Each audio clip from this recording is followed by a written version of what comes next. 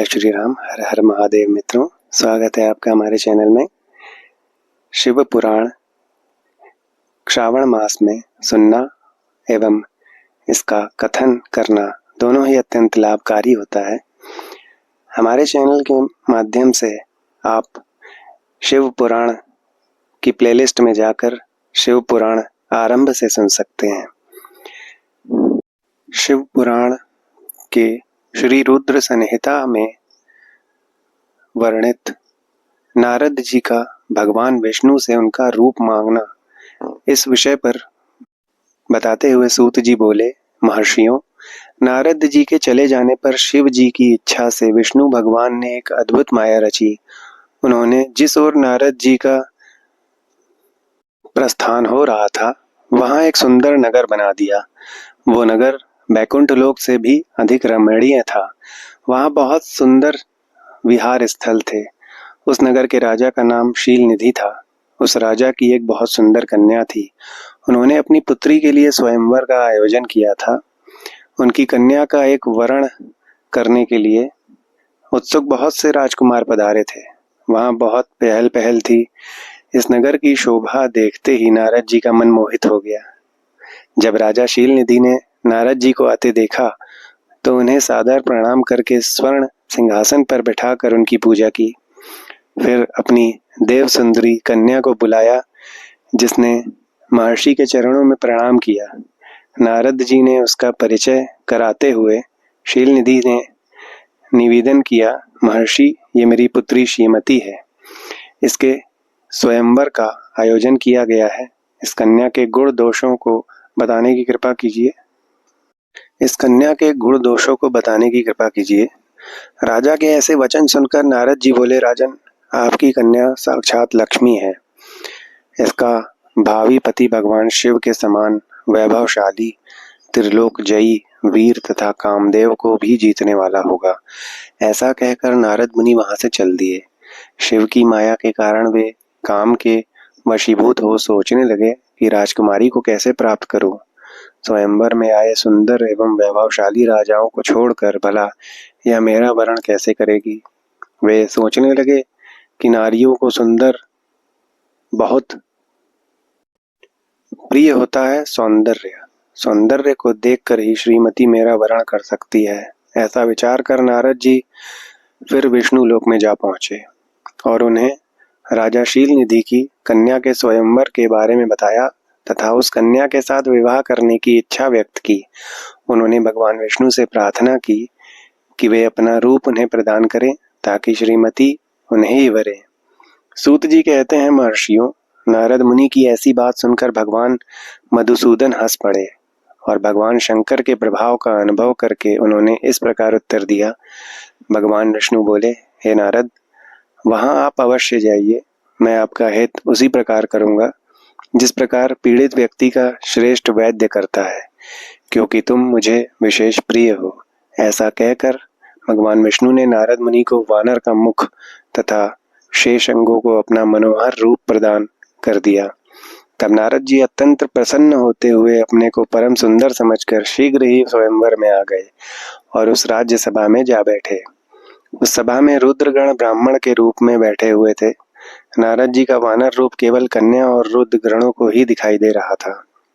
बाकी सबको नारद जी का वास्तविक रूप ही दिखाई दे रहा था। नारद जी मन ही मन प्रसन्न हो रहे और श्रीमती की प्रतीक्षा कर रहे थे।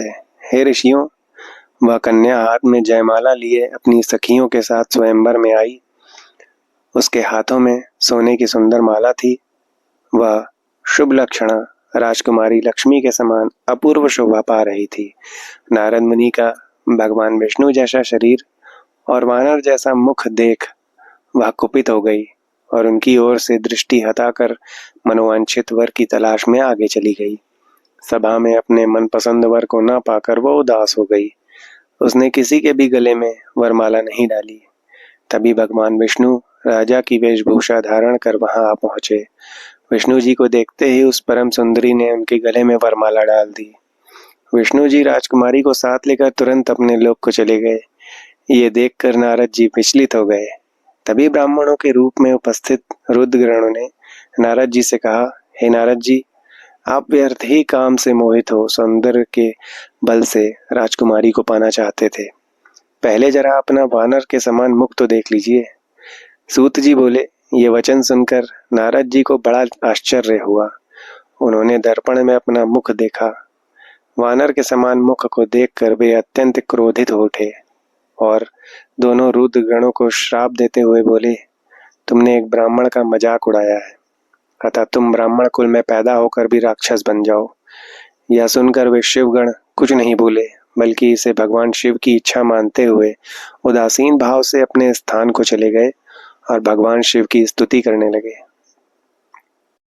नारद जी का भगवान विष्णु को श्राप देने के बारे में बताते हुए सूत जी बोले, हे ऋषियों, माया से मोहित नारद जी उन दोनों शिवगणों को श्राप देकर भी मोहवश कुछ जान न सके। तत्पश्चात क्रोधित होते हुए वे तालाब के पास पहुंचे और वहां जल में पुनः अपनी परछाई देखी तो उन्हें फिर वानर जैसी आकृति दिखाई दी। उसे देखकर नारद जी को और अधिक क्रोध चढ़ गया। वे सीधे विष्णु लोक की ओर चल दिए। वहां पहुंचकर भगवान विष्णु से बोले, हे हरि, तुम बड़े दुष्ट हो। अपने कपट से विश्व को मोहने वाले तुम दूसरों को सुखी होता नहीं देख सकते। तभी तो तुमने सागर मंथन के समय मोहिनी का रूप धारण कर दैत्यों से अमृत का कलश छीन लिया था और उन्हें अमृत की जगह मदिरा पिलाकर पागल बना दिया था। यदि उस समय भगवान शंकर दया करके विष को न पीते तो तुम्हारा सारा कपट प्रकट हो जाता। तुम्हें कपटपूर्ण चालें अधिक प्रिय हैं। भगवान महादेव जी ने ब्राह्मणों को सर्वोपरि बताया है। आज तुम्हें मैं ऐसी सीख दूंगा जिससे तुम फिर कभी कहीं भी ऐसा कार्य नहीं कर सकोगे। अब तक तुम्हारा किसी शक्तिशाली मनुष्य से पाला नहीं पड़ा है, इसलिए तुम निडर बने हुए हो, परंतु अब तुम्हें तुम्हारी करनी का पूरा फल मिलेगा। माया मोहित नारद जी क्रोध से खिन्न थे। वे भगवान विष्णु को शाप देते हुए बोले, विष्णु, तुमने स्त्री के लिए मुझे व्याकुल किया है। तुम सभी को मोह में डालते हो।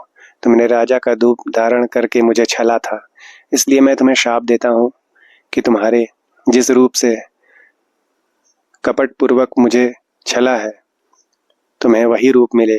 तुम राजा होगे और इसी तरह स्त्री का वियोग भोगोगे जिस तरह मैं भोग रहा हूँ। तुमने जिन वानरों के समान मेरी आकृति बना दी, वही वानर तुम्हारी सहायता करेंगे। तुम दूसरों की स्त्री वियोग का दुख देते हो, इसलिए तुम्हें भी यही दुख भोगना पड़ेगा। तुम्हारी स्थिति अज्ञान से मोहित मनुष्य जैसी हो जाएगी। अज्ञान से मोहित नारद जी का शाप विष्णु भगवान ने स्वीकार कर लिया।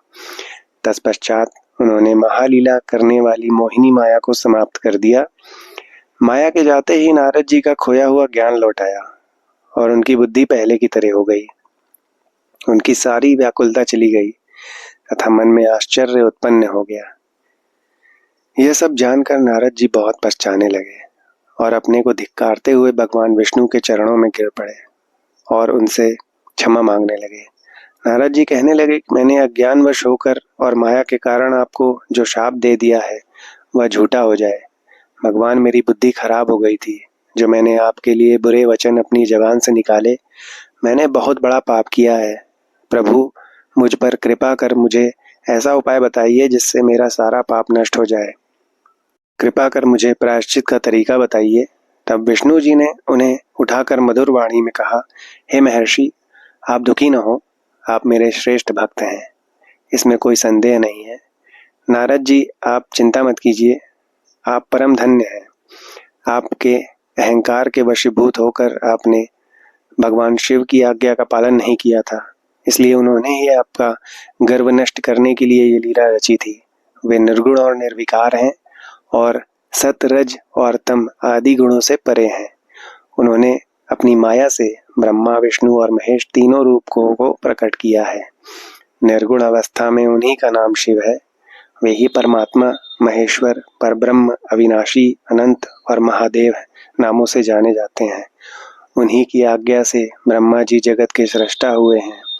मैं तीनों लोकों का पालन करता हूँ और शिव जी रुद्र रूप में सबका संहार करते हैं। वे शिव स्वरूप सबके साक्षी हैं। वे माया से भिन्न और निर्गुण हैं। वे अपने भक्तों पर सदा दया करते हैं मैं तुम्हें समस्त पापों का नाश करने वाला, भोग और मोक्ष प्रदान करने वाला वह उपाय बताता हूँ। अपने सारे शकों और चिंताओं को त्याग कर भगवान शंकर की यश और कीर्ति का गुणगान करो और सदा अनन्य भाव से शिव जी के शतनाम स्तोत्र का पाठ करो, उनकी उपासना करो तथा प्रतिदिन उनकी पूजा अर्चना करो। जो मनुष्य शरीर, मन और वाणी द्वारा भगवान शिव की उपासना करते हैं उन्हें पंडित या ज्ञानी कहा जाता है। जो मनुष्य शिव जी की भक्ति करते हैं उन्हें संसार रूपी भवसागर से तत्काल मुक्ति मिल जाती है। जो लोग पाप रूपी दावानल से पीड़ित हैं उन्हें शिव नाम रूपी अमृत का पान करना चाहिए। वेदों का पूर्ण ज्ञान प्राप्त करने के पश्चात ही ज्ञानी मनुष्यों ने शिव जी की पूजा को जन्म मरण रूपी बंधनों से मुक्त होने का सर्वश्रेष्ठ साधन बताया है। इसलिए आज से ही रोज भगवान शिव की कथा सुनो और कहो, करो तथा उनका पूजन किया करो।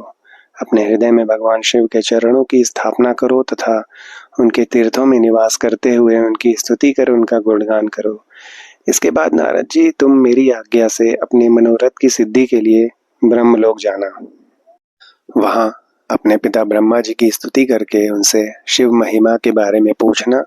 ब्रह्मा जी शिव भक्तों में श्रेष्ठ हैं। वे तुम्हें भगवान शंकर का महात्म्य और शतनाम स्तोत्र अवश्य सुनाएंगे। आज से तुम शिव भक्ति में लीन हो जाओ, वे अवश्य तुम्हारा कल्याण करेंगे। यह कहकर विष्णु जी अंतर ध्यान हो गए। धन्यवाद मित्रों। अगर आपको ये शिव कथा का वाचन सुनने में अच्छा लगा हो तो इस वीडियो को लाइक करिएगा, चैनल को सब्सक्राइब और शेयर अवश्य करिएगा। धन्यवाद मित्रों।